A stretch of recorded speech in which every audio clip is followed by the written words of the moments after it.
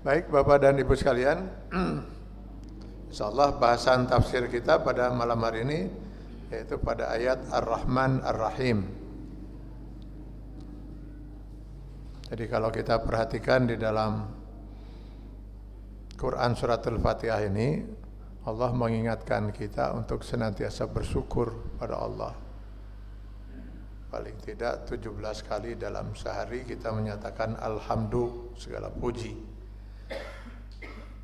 Ada 5 alasan kenapa kita bersyukur pada Allah dalam surat Al-Fatihah ini. Yang pertama, lillah, karena memang zat Allah itu adalah zat yang harus kita bersyukur padanya. Yang kedua, karena Allah itu Rabbul Alamin.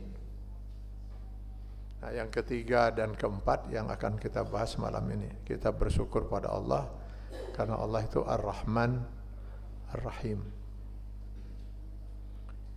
Kalau kita menelusuri dari sisi bahasa, Ar-Rahman Ar-Rahim ini berasal dari akar kata yang sama, 3 huruf ya, ro, ha, mim, rahimah ya. Kemudian ada Ar-Rahman, ada Ar-Rahim. Apa bedanya? Ar-Rahman mungkin kalau diterjemahkan ke dalam bahasa kita adalah Maha Pengasih. Kalau Ar-Rahim, Maha Penyayang. Maha Pengasih tentu berbeda dengan Maha Penyayang. Ibu keberatan enggak kalau suami ibu pengasih pada setiap wanita?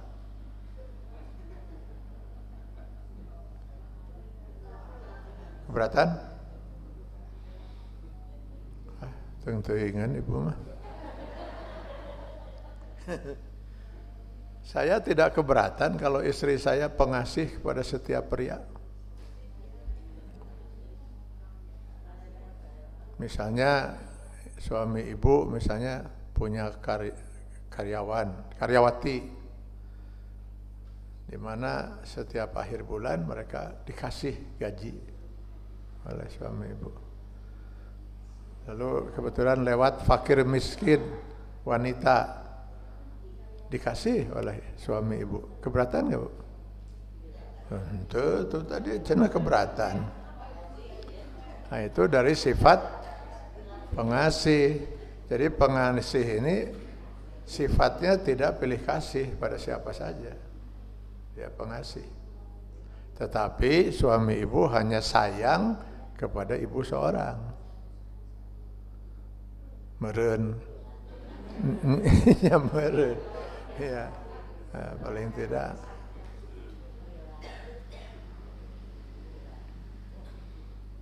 Jadi Allah Subhanahu wa taala itu Maha Pengasih kepada siapa? Kepada semua makhluknya tanpa pilih kasih. Apakah makhluknya itu mukmin, apakah makhluknya kafir, apakah si makhluknya itu taat beribadah, apakah makhluknya tukang maksiat. Allah Maha Pengasih. Kenapa Allah Maha Pengasih pada semua makhluknya? Karena terkait dengan sebelumnya, yang dalam sebelumnya kita bahas, karena Allah itu Rabbul Alamin. Dia Tuhan. Rabb itu lebih kepada pencipta, pemelihara.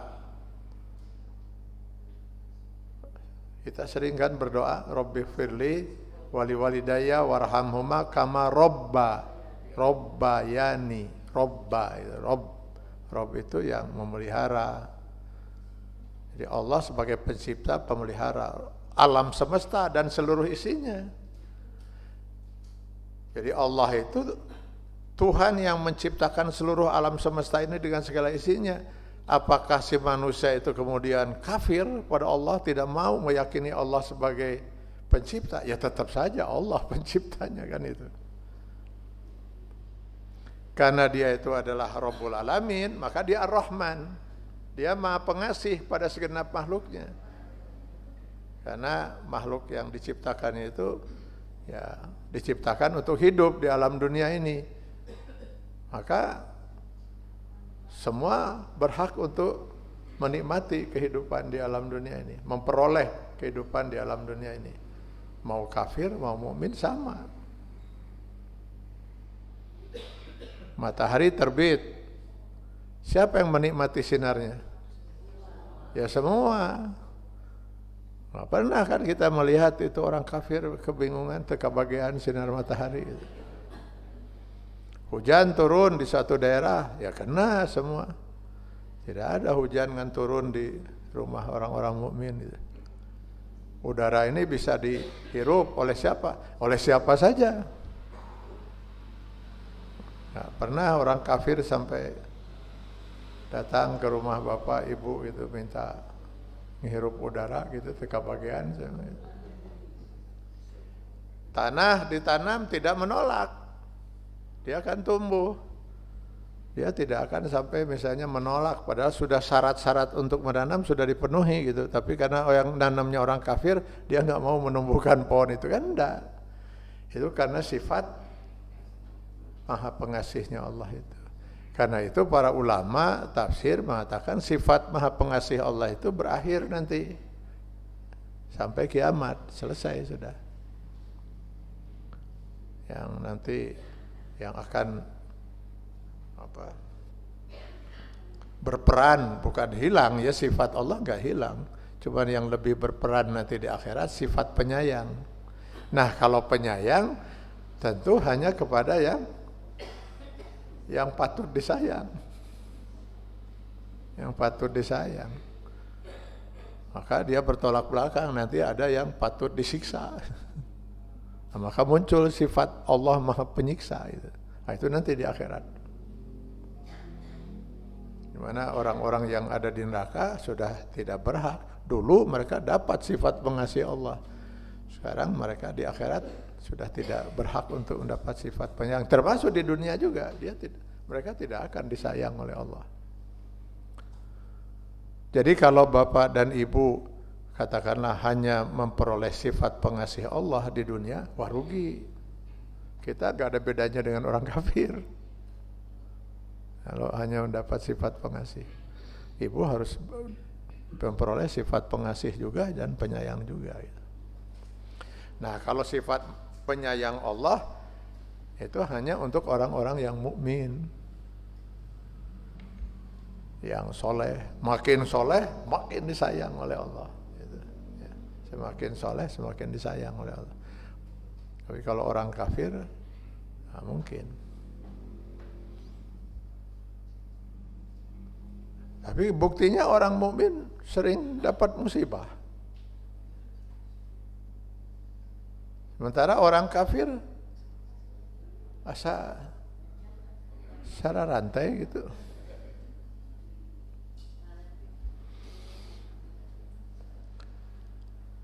Musibah itu kalau menimpa orang kafir itu pasti azab. Pasti azab. Enggak ada sifat Allah menyayangi orang kafir. Jadi kalau mereka di dunia memperoleh musibah itu pasti azab Allah. Dasarnya bisa kita lihat di Quran surat As-Sajdah ayat 21. Walanuzikannahum minal azabil adna dunal azabil akbar la'allahum yarji'un. Kami akan azab orang-orang kafir itu di dunia. Dunal azabil akbar, sebelum azab yang teramat dahsyat nanti di akhirat.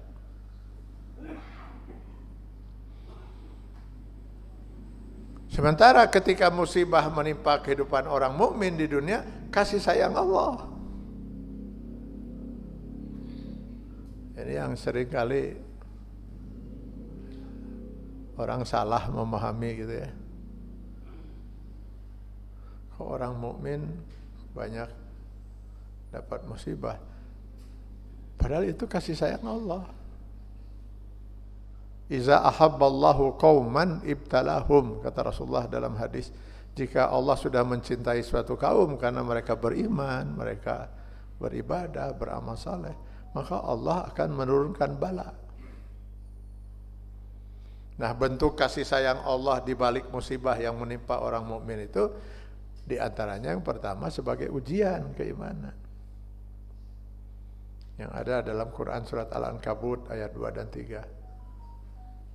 Ahasiban nasu an yutraku an yaqulu amanna wa hum la yuftanun. Adakah mereka mengira bahwa mereka akan dibiarkan saja oleh Allah menyatakan kami telah beriman, padahal kami belum lagi memberikan ujian. Walaqad fatanna allazina min qablihim, sungguh telah kami uji umat sebelum mereka. Nah, dengan ujian itu kata Allah jelaslah siapa yang benar sodaku keimanannya itu, siapa juga yang kazibun, yang dusta. Ujian itu selalu menghasilkan ada yang lulus, ada yang tidak kan itu. Nah, siapa yang bakal diuji di dunia? Ya pasti orang yang beriman. Apa ujian apa? Imannya. Diuji keimanannya itu benar atau tidak. Nah, dari sini sudah bisa terjawab. Kenapa orang kafir banyak terkesan santai? Ya karena mereka tidak ada ujian. Rek uji naon orang kafir, diuji tingkat kekafirannya. Enggak ada ujian. Sama sekarang yang misalnya mahasiswa yang berhak diuji itu mahasiswa yang terdaftar sebagai mahasiswa. Maka mereka terdaftar sebagai mahasiswa, memenuhi kewajiban-kewajiban mereka gitu kan. Tugas dosen dikerjakan, kuliah tara bolos, SPP dibayar, aturan sekolah dipatuhi. Nah, mahasiswa yang gini bisa ikut ujian. Hari tidak terdaftar sebagai mahasiswa, kumaha ngilu ujianana? Kan tidak pernah kita melihat misalnya pihak ITB, Unpad lalu membagi-bagi soal ujian itu ke orang-orang di jalanan gitu. Ayo ujian ban moal. Ujian harus terhadap mahasiswa yang terdaftar. Orang kafir tidak akan diuji oleh Allah. Kenapa? Tidak terdaftar sebagai orang mukmin. Yang bakal diuji itu orang yang beriman.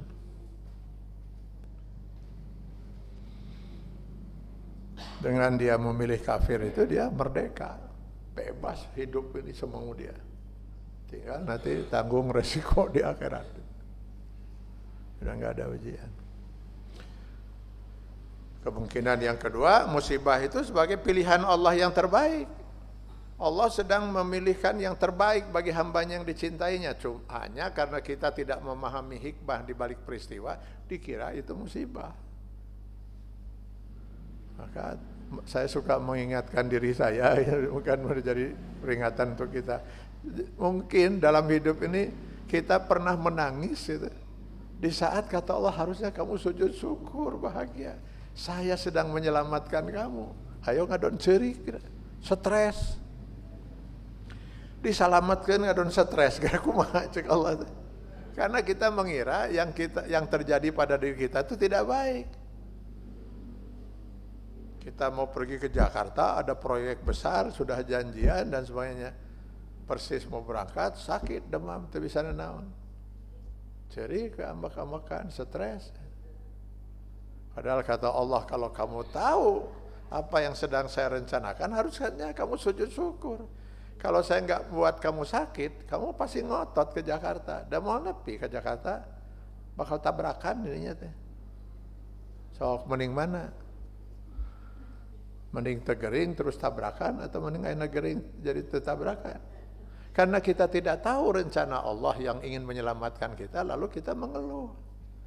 Aduh Allah, gitu. Nah itu kemungkinan kedua. Kemungkinan ketiga, bisa saja memang musibah itu azab bagi orang mukmin. Tapi azab dalam pengertian teguran, jadi kasih sayang Allah. Si mukmin ini sudah mulai nyimpang hidupnya itu, sintrek gitu ke Allah teh. Karena banyak orang-orang mukmin yang akhirnya jadi diberi kenikmatan oleh Allah, bukannya bersyukur malah jadi kufur pada Allah, malah jadi banyak maksiat. Nah, akhirnya ke Allah disintrek gitu. Nah, baru banyak orang yang mulai sadar deh setelah disintrek gitu, usahanya bangkrut segala macam gitu. Nah, baru ya balik deui ka masjid. Dulu ada di masjid daerah saya gitu ya, ada orang jarang pisan ke masjid, jarang sekali. Tiba-tiba rajin sekali, hampir 5 waktu. Paling subuh yang kadang-kadang teu gitu. Itu zuhur, asar, maghrib, isya ke masjid. 4 saya nanya, alhamdulillahnya si bapak itu menikah tol ke masjid. Perusahaan akan hancur. Oh.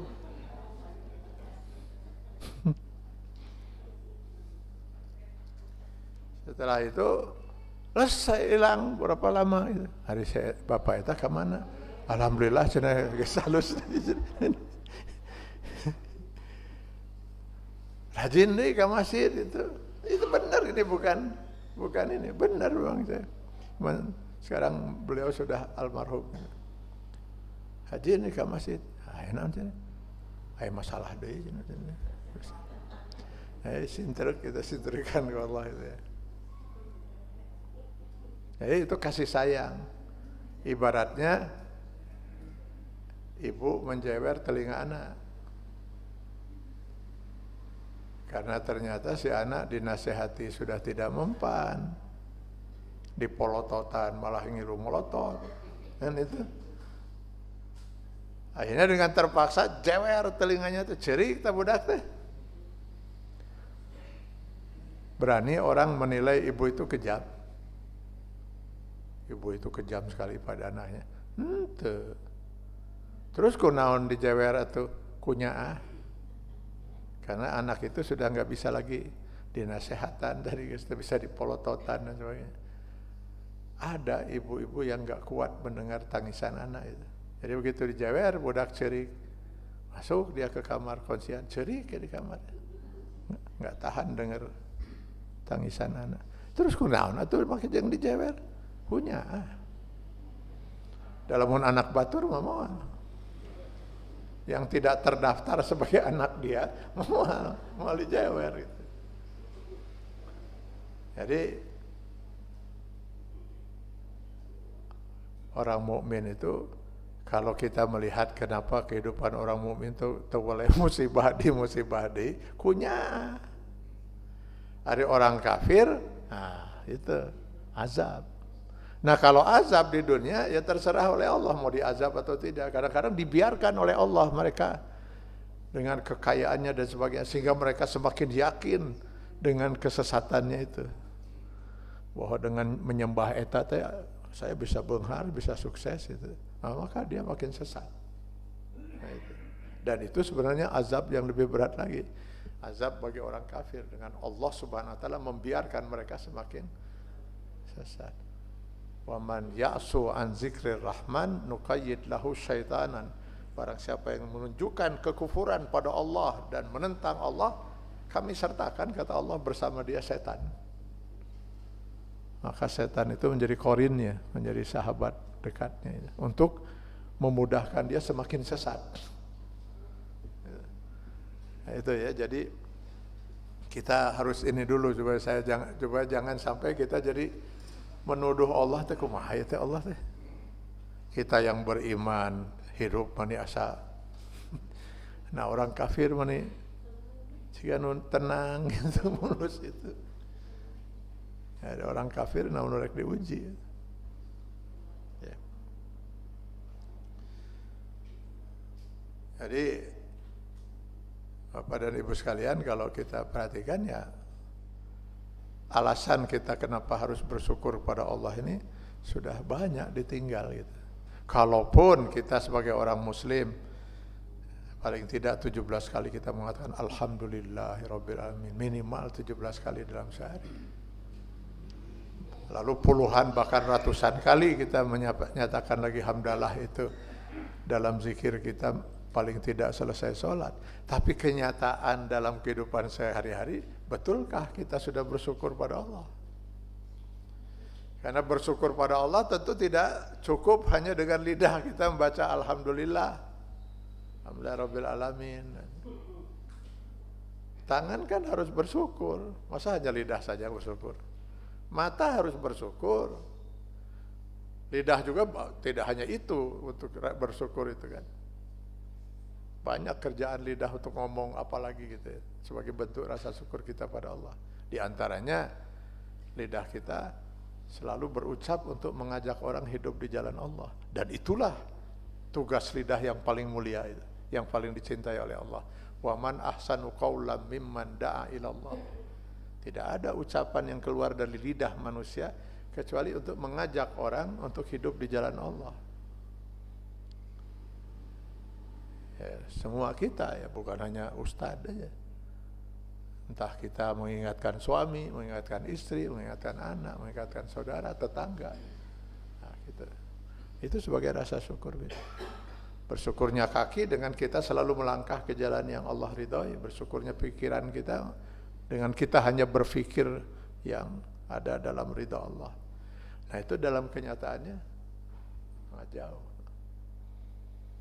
Kita yang sudah hidup 70 berapa tahun itu? Agustus kemarin 78 ya? 78 tahun sebagai bangsa merdeka. Sudah pernah kita melaksanakan syariat Allah dalam kehidupan bermasyarakat bernegara? Enggak ada. Belum pernah sedetik pun. Jadi tasakur bin nikmah itu tasakur naon itu. Ya karena kita sudah merdeka untuk melampiaskan seluruh hawa nafsu kita gitu, menentang Allah gitu. Allah nyuruh kita ini, kita malah melakukan yang sebaliknya. Allah larang itu malah kita lakukan. Nah, itu sudah jauh dari sifat tasakur. Yang ada kufur ya, kufur. Dari satu sisi saja saya kadang-kadang berpikir itu kalau dulu para pahlawan yang berjuang untuk kemerdekaan negeri ini dibangkitkan lagi gitu, terus mereka melihat kehidupan sekarang, dan ya Allah ya kumaha jadi kieu gitu. Benar-benar ya tenang yang punya peluang merdeka pisan untuk menikmati kekayaan yang Allah anugerahkan di negeri ini. Sementara rakyat